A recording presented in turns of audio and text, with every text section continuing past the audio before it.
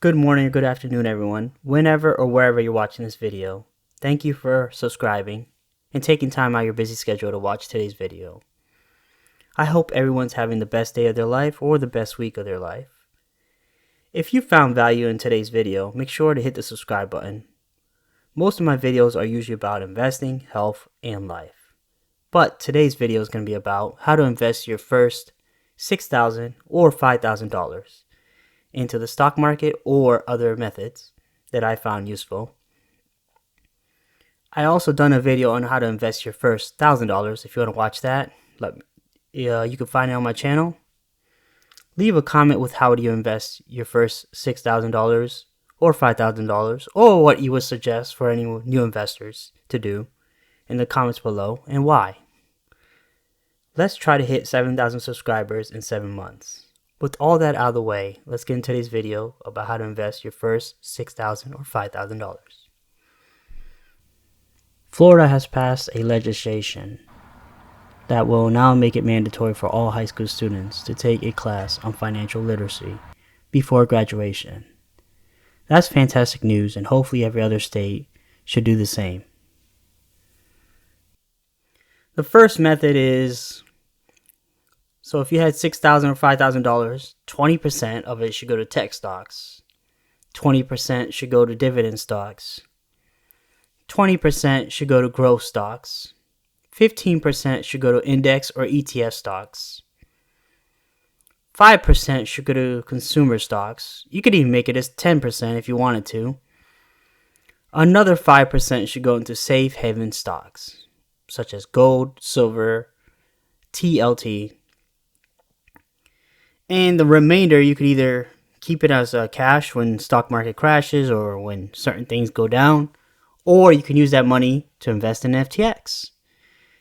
FTX is a cryptocurrency app, and it pays 8%, up to if you have $10,000. Anything after the $10,000, it's going to be 5%.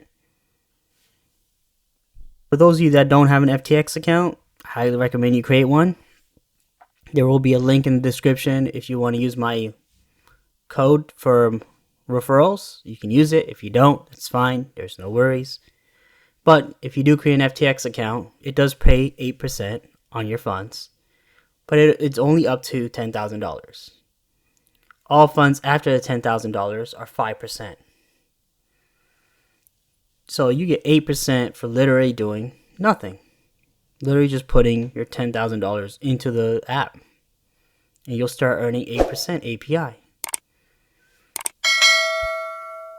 So I know this only equals 85% of your total money worth. Like I said earlier, some of it you can keep as cash in case things drop and you want to average down into a certain stock, or you want to buy something else that you find more valuable, or you've done your research on and you're like, oh, this is a great investment. Then you have the other 15% that you can use to buy whatever stock it is. Or you can use the other 15% to add on to one of these other sectors. Or you can use it to put the rest into an FTX account or crypto.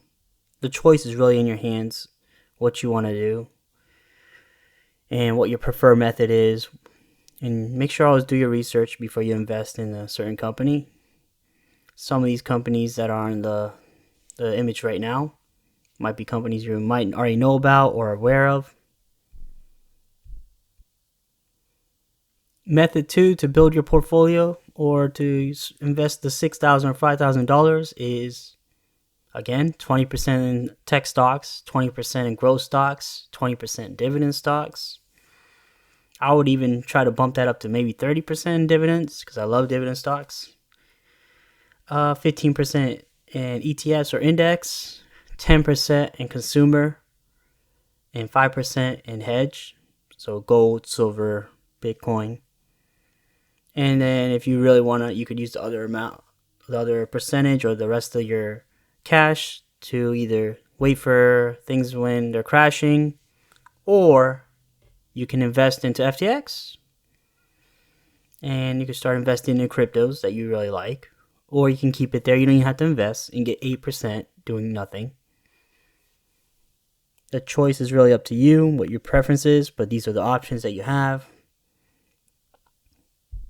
And here are some dividend stocks you might want to consider when you're trying to invest in, but make sure you do your research before you go investing in these dividend stocks. So another way you can invest your first $5,000 or $6 is you could put 30% of it in an index fund or ETF. There's some cool ETFs and index funds out there like SPY, QQQQ, and there's a whole bunch of ARK ETFs, but I would be careful with ARK ETFs because right now they're down. So I mean, technically it is a good time to buy them, but they're also more risky because they're investing and they have risky stocks that are growth stocks. Another thing you should do is, speaking of growth stocks, you can allocate 20% of the 6,000 or 5,000 funds into growth stocks. For example, you have Square, Tesla, Roku, Planeteer, SoFi, Shopify, Airbnb, Snow, Upstart. These are just some of the companies. There's many more out there that you can invest in that are growth stocks.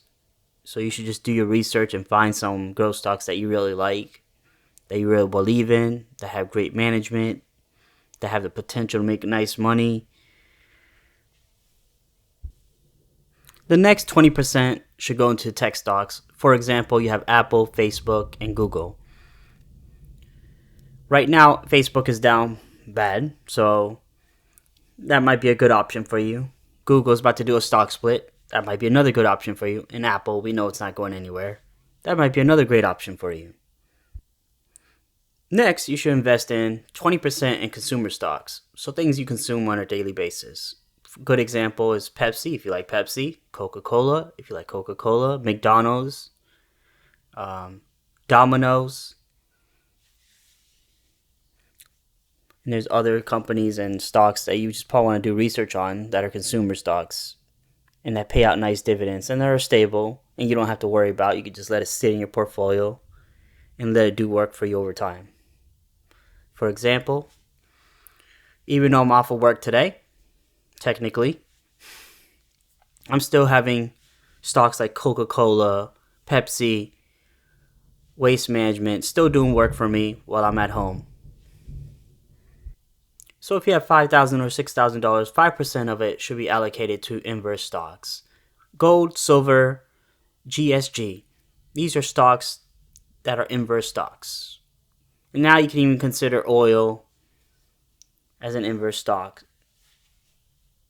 So the last way you can invest your $5,000 or $6,000 is you can allocate the last 5% for this example into a dividend stock. For example, you could invest it in AT&T, Verizon, Coca-Cola, Pepsi, ExxonMobil, and other stocks that paid a stable dividends, but as well as you don't have to worry about what the company is doing because they're always going to be around.